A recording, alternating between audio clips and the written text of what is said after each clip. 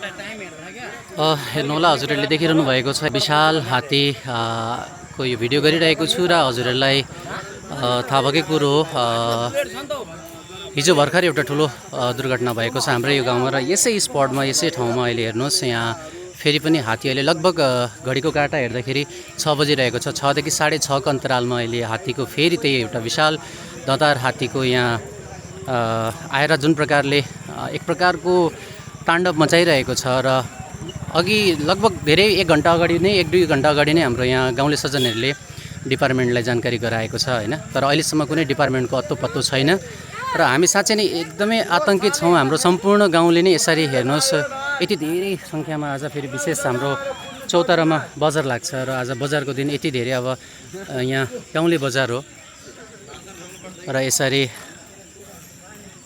यो दिनको उज्यालोमा हात्ती आउनु गाउँमा यसरी आतंक मचाउनु भनेको यो हाम्रो निम्ति एकदमै ठुलो समस्या हो। यसमा नजर कहिले पर्छ भन्ने कुरो थाहा छैन, कसको नजर पर्छ हैन। हामी वन विभागलाई हामीले लिखित रूपले पनि धेरैचोटि हामीले डेपुटेसन दिइरहेका छौँ। पुलिस प्रशासनलाईदेखिको लिएर हामीले जति पनि विभागहरू छ हाम्रो यस क्षेत्रका हाम्रो डुवर्सका वरिपरिका एमपी एमएलए जति पनि हामीले जानकारी गराइसकेका छौँ र पनि हामीलाई अहिलेसम्म त्यस्तो कुनै एउटा विशेष हुन्छ नि कि हामीलाई आश्वासन दिएर कि अब हुँदैन, अब यस्तो ठिकै छ, जन्तु हो आउनु, अब स्वाभाविक कुरो हो, हामी रोक्न पनि सक्दैनौँ। तर यसरी दिनको उज्यालोमा आउनु, हिजो भर्खरै यही सेम यो टाइममा यो साँझ परेको टाइममा नै यही ठाउँमा यही स्पटमा अहिले जहाँ हेर्नुहोस् यो बाटो यति धेरै आवागमन भइरहेको छ हेर्नुहोस् चारैतिर। यहाँ